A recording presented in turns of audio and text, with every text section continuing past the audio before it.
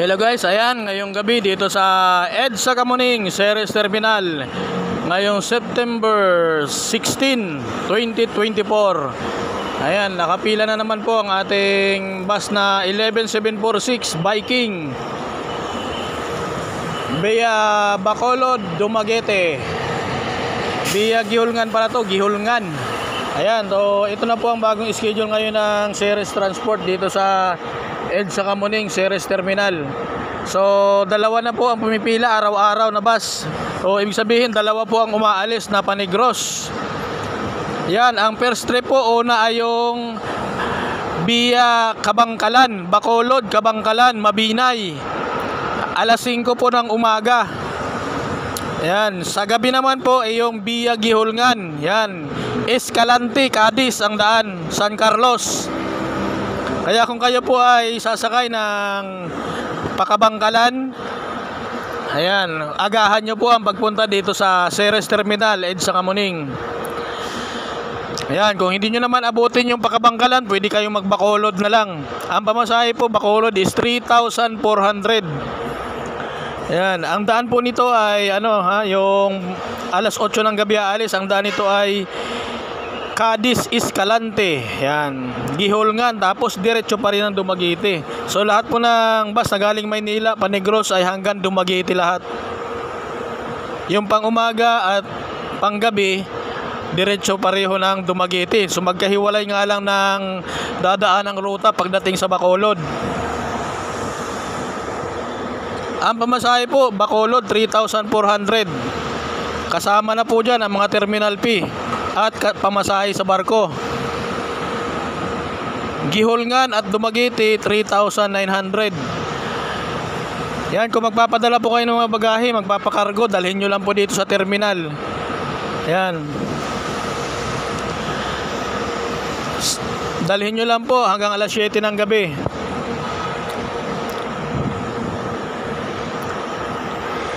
Yan, ang sakay nito ng barko bukas ng umaga sa Batangas, diretso na ng Katiklan. Tong 746. With driver Mr. Dionisio and conductor Permo. Yan, sila naman ngayon ang tatakbo pa Dumaguete City.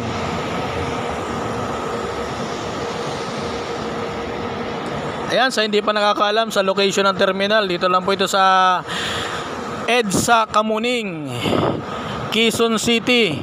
Malapit lang sa GMA Station, katabi lang ng Meralco Business Center Kamuning at katabi ng Jam Terminal. Sa harapan naman ito ay Jackliner at Victory Liner Terminal. Napakadaling hanapin. Yan, dito lang sa galing kayo ng Caloocan, mag-ilalim lang kayo pagdating sa Timog ilalim at madadaanan nyo na to. Gilid na gilid lang ng EDSA. Dito lang po sa Quezon City. Yan, malapit sa Camyas Road. So ayan, malapit na mag-loading to. Kaya na, inuulit ko po, araw-araw na po ito may umaalis na Gihulngan, via Gihulngan, Negros, Gihulngan, Dumaguete. Ayan, yung umaga Bacolod, Kabangkalan, Mabinay. Ito naman ay Cadiz, Escalante. Ayan, magkabilaan na po, araw-araw may umaalis.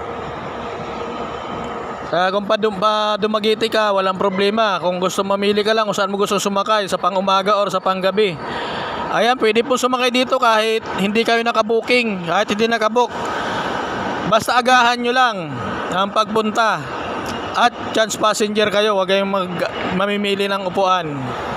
Ganun po talaga pag chance passenger.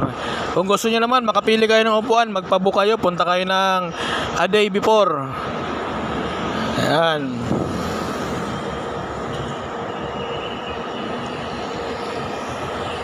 Yan po ang aalis natin ngayong bus, pa Bacolod, diretso ng Dumaguete via Escalante, Gihulngan.